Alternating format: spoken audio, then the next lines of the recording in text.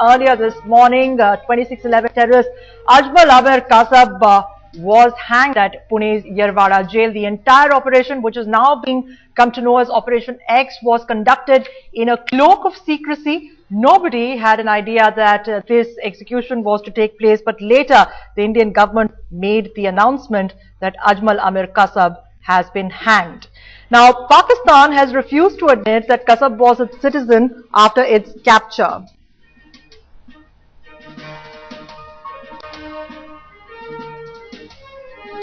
Alright, let me in fact now go across to Abbas Kazmi, who is Ajmal Kasab's lawyer, who is on the phone line now with us.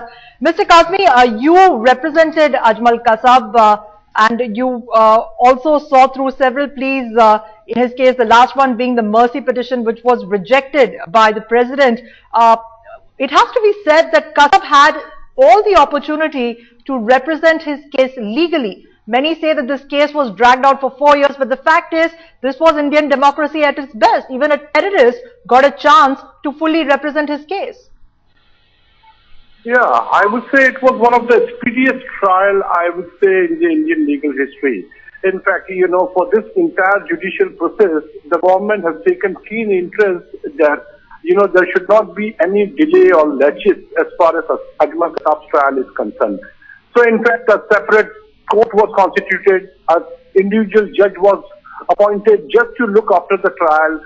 The lawyers were also appointed just to devote for the trial, and the entire legal machinery was there to handle the trial as expeditiously as possible. Right. So the trial had, in a record time, the trial was concluded with, huge number of witnesses and voluminous, records and everything.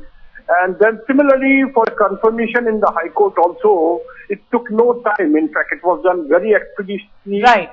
Same in Supreme Court as well. Right. Mr. Kazmi, if I may just interrupt, we do know that you gave Ajmal Kasab a spirited defense, even against the tirade and outrage that was expressed across the country. You had faith in the legal system.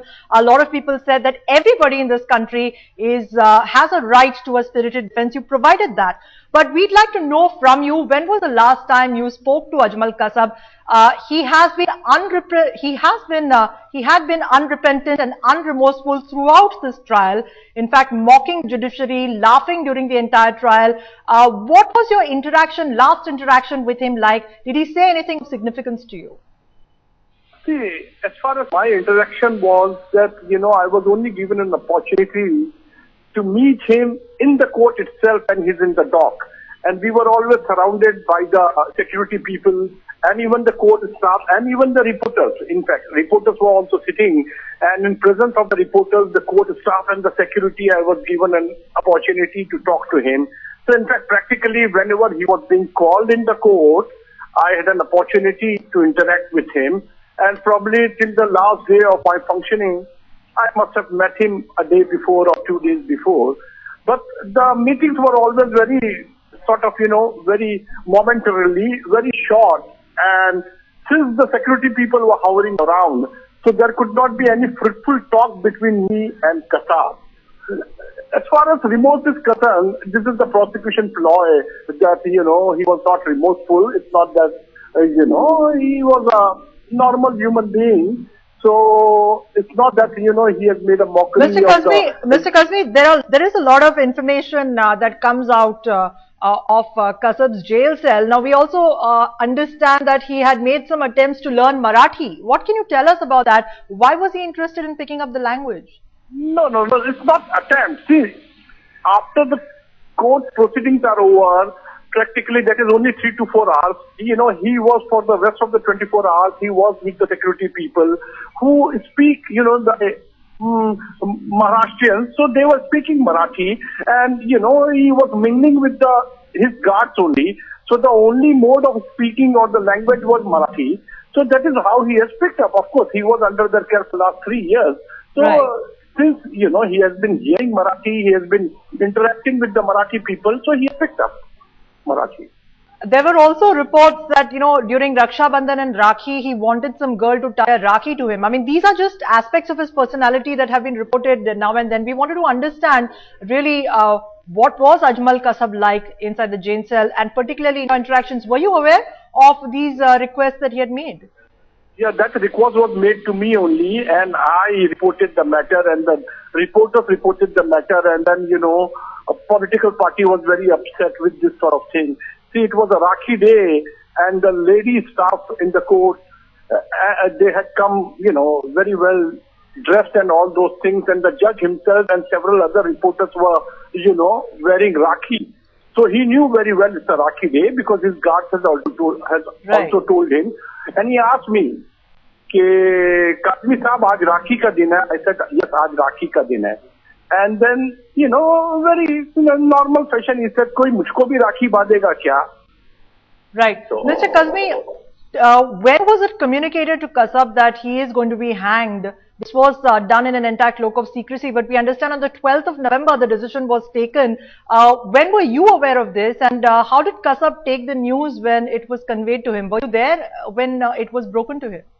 And they questioned me, then only I came to know. And I don't know, I had no interaction with Kasab after I left the trial. So, I had no interaction with Kasab, and even I was not aware.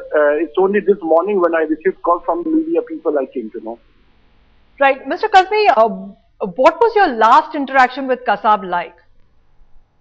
I can't recollect exactly, but if I said there were only casual talks, about the case, that, today this witness is going to come, or, this is what has happened and what you have to say, this sort of discussion. Because as I said, he could not talk to me in confidence because the security people are always hovering around.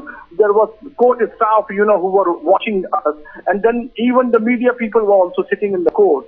So we never had a fruitful legal meeting, one could say. Was he resigned to his fate, or was he hopeful that perhaps things might go his way? What was his demeanor when he used to interact with you as far as this case is concerned? Yeah, of course, one thing for sure, he wanted to save his life. That is why, he has made, applications or appeal to the High Court and then to the Supreme Court.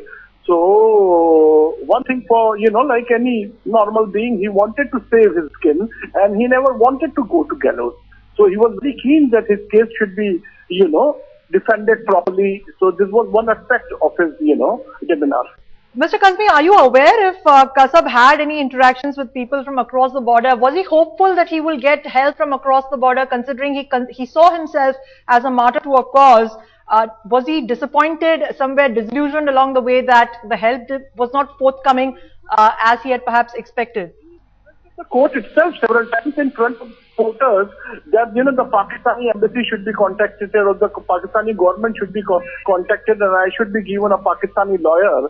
So he was definitely hopeful that the Pakistan would provide him with a lawyer, and he in fact, openly said in the court that I want a Pakistani lawyer. And he said that, in fact, he wrote letter also to Pakistani embassy. His letters were also written to Pakistani embassy, which the court has handed to the Pakistani embassy. Right. Did he ever express any disappointment to you or surprise at the fact that Pakistan had, for all practical purposes, disowned him, and even in his death has refused to admit that he was a Pakistani citizen, not even made an attempt to claim his body? No, one of the aspects of disappointment from Pakistan was that, all of a sudden in the month of July, if I'm not mistaken, he made a request to the court that I want to plead guilty. And then it came to be known that, some guards had told him that it was printed in the newspaper that Pakistan has disowned him. So, that disappointed him, and he decided to plead guilty. All of a sudden in the court proceeding, he said, one fine day, he said, I want to plead guilty, and then he came out with a confession, which went on for 2-3 days, long confession. But Mr. Kazmi, even though Ajmal Kasab did plead guilty, were you struck by the fact that he remained unremorseful? What were your impressions? Did you at any point feel that he was so brainwashed by the Pakistani terrorists that he continued to believe in his cause till the end? All this biryani thing and perfume thing, it was all prosecution who were just, denting the case. So it was nothing, no such question that he was unremorseful or anything like that. I never felt that. Did he ever express any remorse to you? Did he ever express any kind of remorse to you? Any disillusionment to you? See, as I told you, when security personnel are hovering around, expressing remorse means admitting guilt in front of the security staff. which he could not do it. Simple. But an admission of guilt is not equal to expression of remorse, Mr. Kazmi. An admission of guilt could be an admission of the fact. If someone says, I am remorseful, that means he has committed the crime, which, he was intelligent enough not to say in front of the court staff. And but what about the time that he pleaded guilty? What about the time? This was earlier in the case. After he pleaded guilty, did he ever express repentance or remorse? And he was shown the newspaper, he in fact told the court that the guard have apprised him that the Pakistan Interior Minister has disowned him. So that was a sudden reaction. Right. But he did never express remorse, Mr. Kazmi, and that is something that really is very significant in this entire case. We understand that Kasab had prepared himself to die. He came here knowing full well that he is going to die. So it was just a matter of time. He must have come with that intention, but he very well wanted to live. That is why, he was very hopeful that, at some stage probably, there would be some relief for him. That is why he applied. Otherwise, immediately after the conviction and the trial, he would not have, applied for confirmation, for the appeal, and he would not have gone to Supreme Court also. Right. Mr. So Kazmi, he very well wanted to live. Fair enough. He wanted to live, but what can you tell us about his mercy petition which was placed before the president? On what basis did he file for mercy petition? See, he was not provided any legal assistance for filing mercy petition. No lawyer or, no legal assistance was taken. So I don't know what mercy petition has been, probably even media has also never printed that what he has mentioned in the mercy petition. Normally in these cases, sir, in your expert legal opinion, what happens? How does one really file for a mercy petition?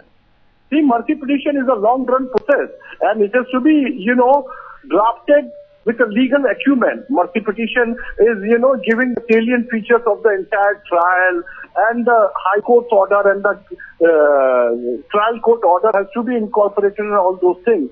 So no one knows whether legal assistance was provided to him for drafting his mercy petition.